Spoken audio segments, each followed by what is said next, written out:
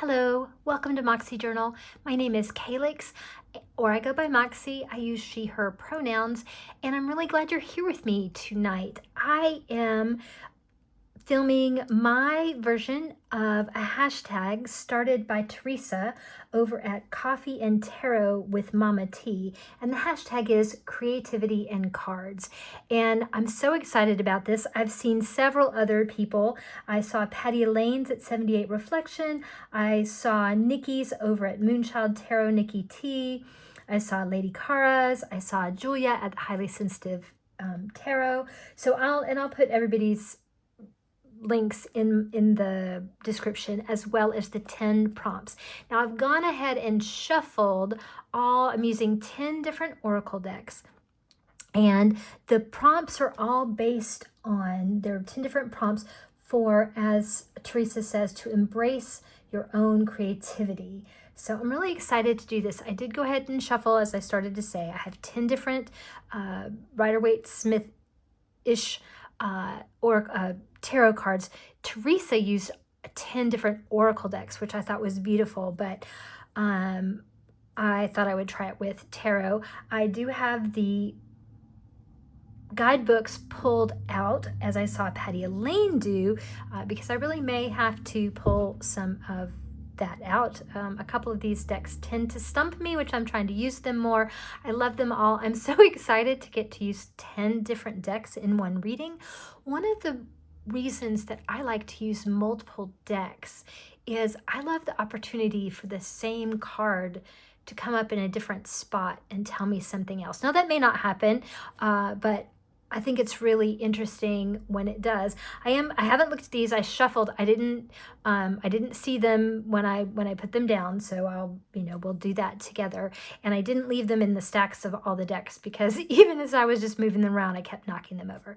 So all of that said, let's go ahead and dive into the first prompt. Oh, and just to tell you, and this will be in the description too, but these prompts were based in part on the categories of cards that Teresa had included from Lettie Jane Rennekamp's The Listening Oracle deck. So just to make sure everybody gets credit for all their stuff. All right, so this is the first card, so normally 1 through 5, 6 through 10. And the first prompt said, face it. Reflect on yourself, who you are today, and how you place yourself in the world as a creative being. So for this one, I used the Forager's Daughter Tarot, and it's by Jessica Lee Howard, and I have the Afterlight edition. That's why it's purple. There's another edition that's sort of a pretty burgundy color, but this is the Afterlight edition. So I shuffled and I asked, who am I today, and how do I place myself in the world as a creative being? Oh, and I don't read with reversals, so I'm going to put this up. Okay, 7 of Cups. Ooh, that is a very interesting card. Who am I, and how do I place myself in the world as a creative being? Look at all those cups. Look at all those choices. I think of this card as an admonition to choose wisely, that there are lots of different options and pathways, but I can't have all of them. I probably shouldn't have all of them. Not all of them are the right one. So that's an interesting card. Face it. Who am I, and how do I place myself in the world as a creative being? I am someone who needs to make some choices about the gifts, the pathways, the creative pursuits on offer for me. Okay. All right, card number 2. Now this one is, as you can see, I did a little thing where I have 5 black and white decks and I have 5 colorful decks. I thought that was really fun. This black and white deck here is from the Phantom Wise Tarot, and let's see, by Erin Morgenstern.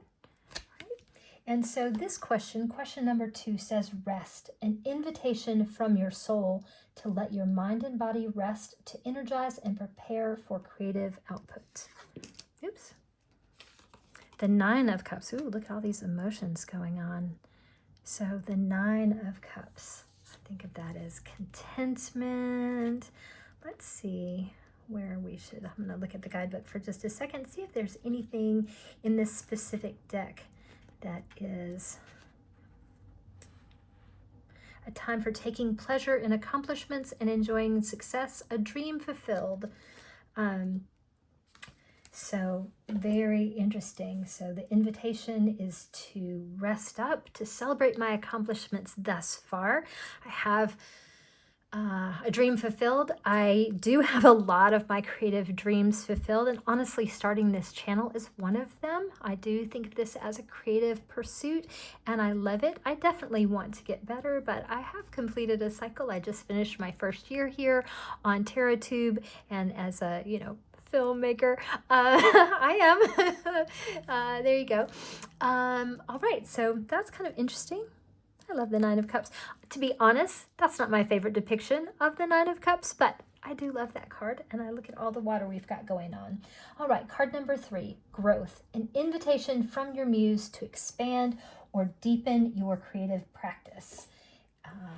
Invitation to expand or deepen my creative practice. Now this deck is just one of my all-time favorite decks. It's very sweet. It's Tarot of the Magical Forest. Somewhere here. It's a Los Scarabeo deck, and it's by Su Chi Chun, and the artwork is by Leo Tang. And if you've watched my channel before, you've seen this deck. So this is growth. This is from my muse to expand or deepen my creative practice.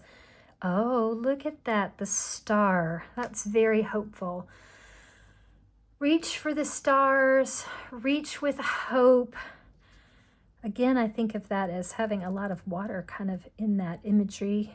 Look at that fluffy little sheep. I love that. So, Estrella. Okay, I can grow, I can expand or deepen with hope.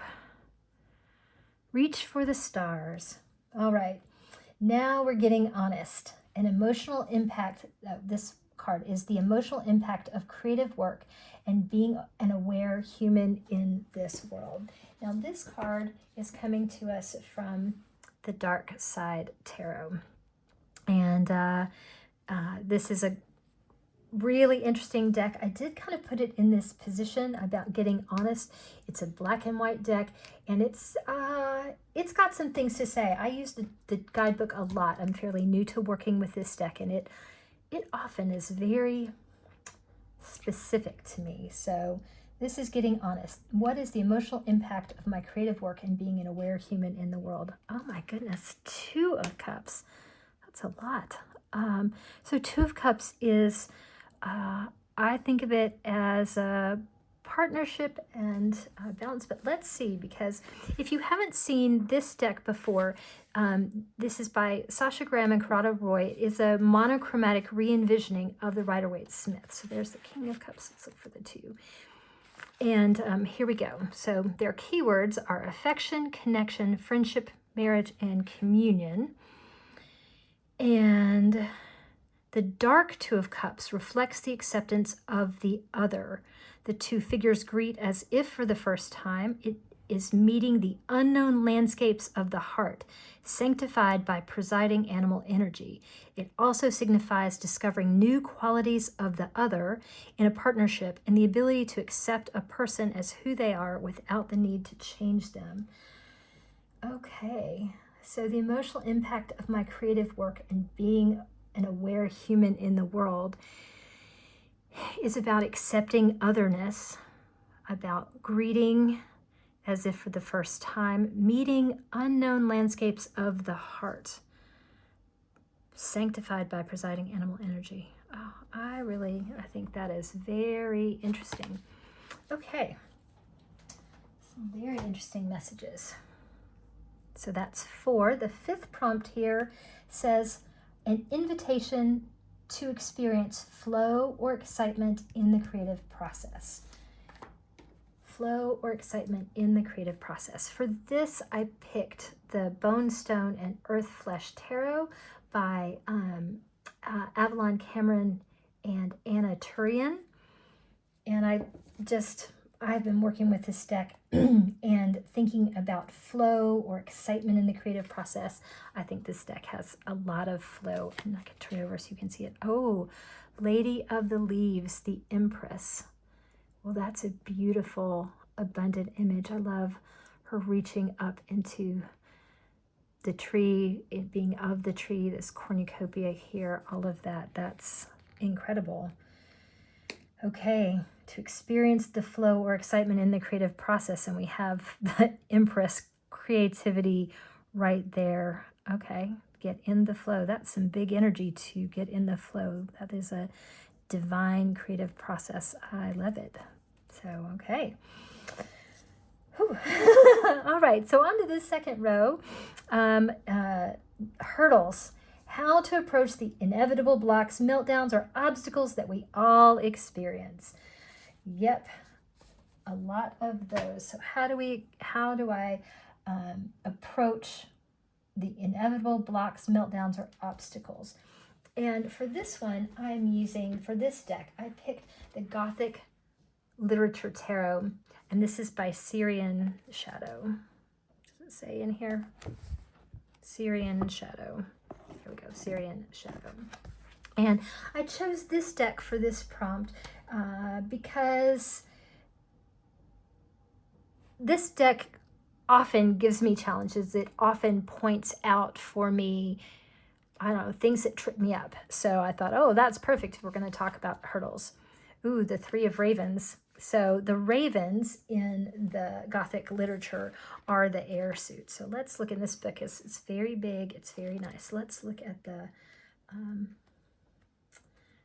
three and see what we can do with that as advice on how to approach the suit of ravens. Okay, 1, 2, 3 of ravens. So it encompasses heartbreak, sorrow, and betrayal, but also in there with the wholeness, with the reversed part 2, healing, forgiveness, and release. So often for me, like right in the Rider-Waite-Smith, these are the 3 swords piercing the heart. And it's in the air suit, the suit of the intellect, the mental capacity. So I think of it as, right, a mental lesson resulting from an emotional experience, right? Something happens, betrayal, heartbreak, some difficult lesson, and your thoughts, what do you take away from it? So let's see. It says, this card often represents a situation where something you valued has been taken from you or damaged irreparably. It calls for acknowledgement of your pain and the need to process it before you can move forward. The Three of Ravens invites you to give yourself time to heal and to learn from the experience, as these moments can be pivotal in personal growth and resilience. Okay, so when I come upon a hurdle, have a meltdown, and face an obstacle, I need to slow my roll and really take the time to grieve, take the time to integrate that experience, and absorb the whole experience before I just press on and skip this step. So that's a good approach to those inevitable hurdles, those inevitable hurts and betrayals and disappointments. All right, well, thank you. Card number, what are we on? 5, 6, 7. Okay, this one is called the Blues as Muse. This card is an invitation to retreat and rest as an experience in dormancy. And this one I am using is the Peculiar Pathways Tarot by Lennox Reese. I love this deck, and I picked this one.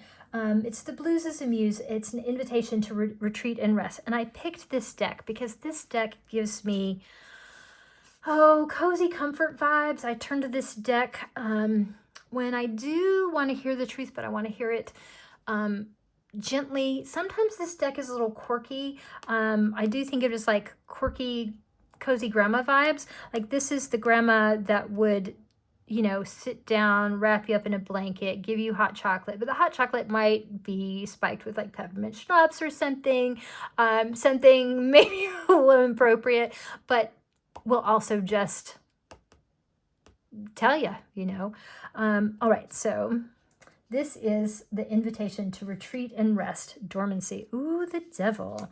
Okay, there we go. So the devil card, I face it a lot. Because I am a person in recovery. So sorry if I mention this in like every single video. I don't mean it. It's in no way judgy on anybody else. And it's not trying to like, I don't know, virtue signal, oh, I'm so good. It's just an acknowledgement of, I wrestle with that aspect of being a human, particularly a creative human in this world. Artists, creative folks have often turned outside themselves to all kinds of addictive sort of behaviors or dysregulating places in order to kind of meet that creativity, to kind of, I don't know, the tortured artist thing. So an invitation to retreat and rest and experience in dormancy, to let this aspect to just move away, not to necessarily fight it all the time, but more to just kind of retreat, pull away, just not engage with it. For me, that's how that's coming up. And I do that. I mean, I do my recovery work every day, but I'm very gentle about it. It's not this big battle. If I have to, I will, but really most of the time it's just watching out for it. It's just moving away. And so I can see that there. And honestly, look at this card is actually really, it's pretty cool. I love these, the chains here, but it actually looks like they're broken. So something to think about there as I rest. And for me, one of the best ways to stay out of any kind of overly committed or overly, addictive place, wrestling with, substances or toxic people or anything negative like that, is to stay rested, right? If I'm hungry or tired or angry or lonely, those are times when that negativity, that toxicity can get a hold of me. And so if I make sure to rest, to take care of myself, then that doesn't come up for me as much. So, all right. Now we're on card number 8, and this is the shadow. Light exists alongside shadow, and they each lend beauty and contrast to the other. This card tells me how to allow my shadow to speak through my creativity. And for this deck, this is the Tarot of the Abyss.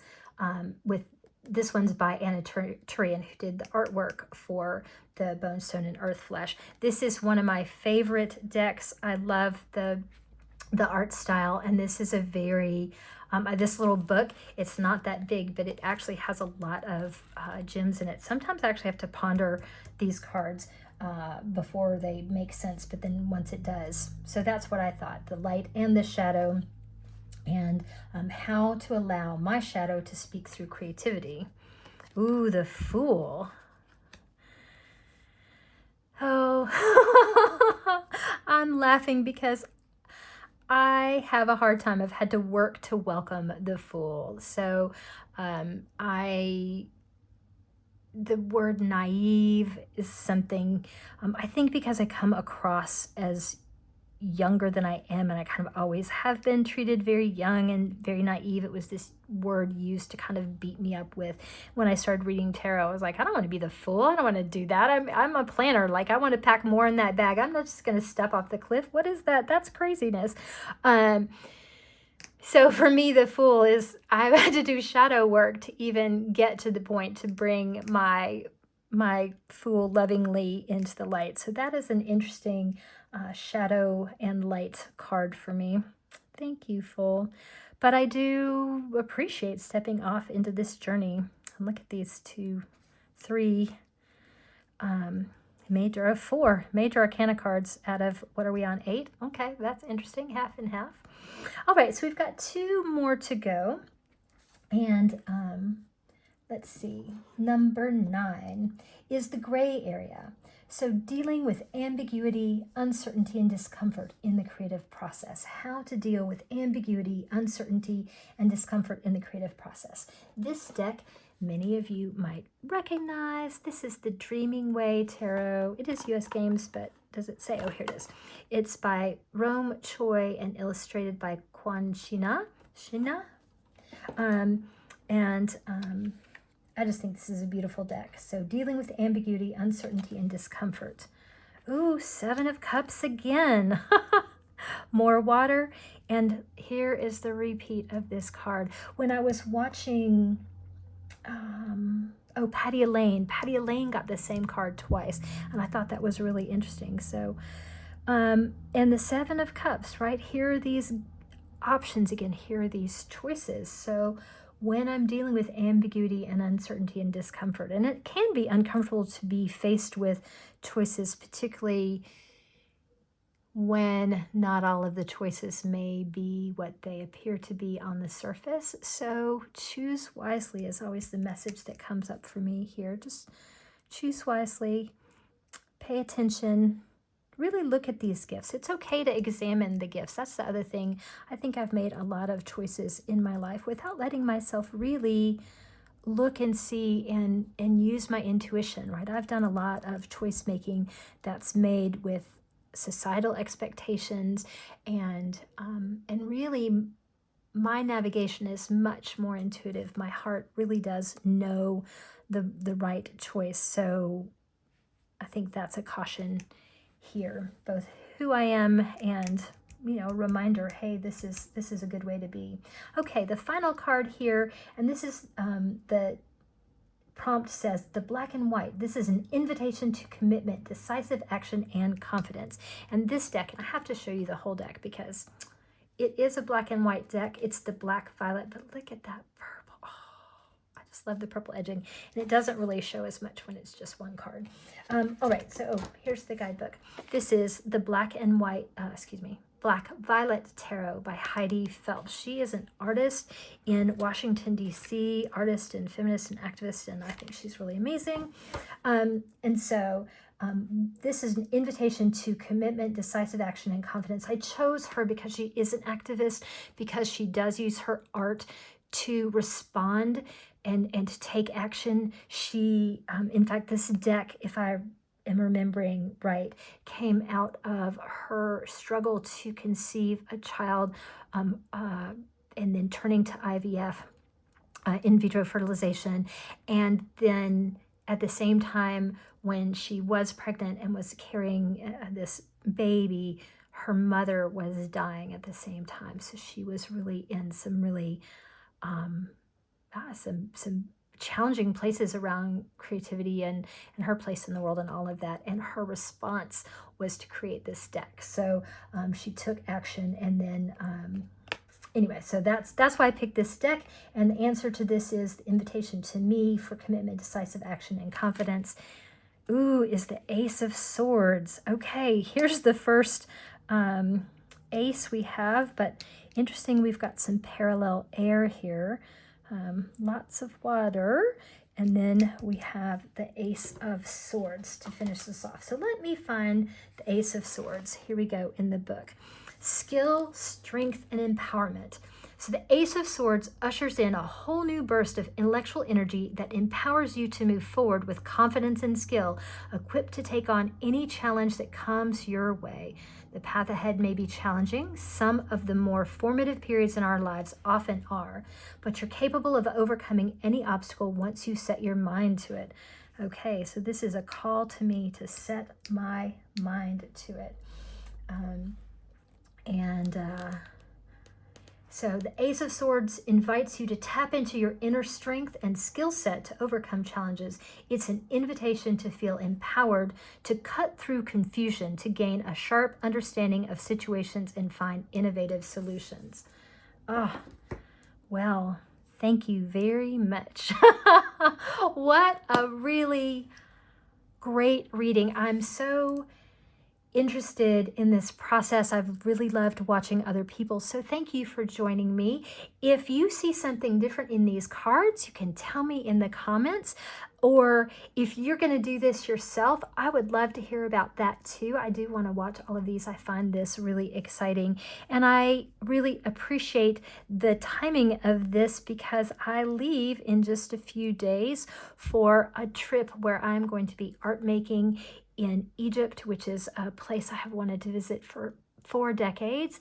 And I've been thinking a lot about my place in the world as a creative being and working with other artists and all the resources and time and commitment it takes to show up at your table, in your studio, whatever, and also how to integrate that, and how to also open myself up to a really big experience and make art as a response to that. So I'm going to sit with these cards and I get more out of them.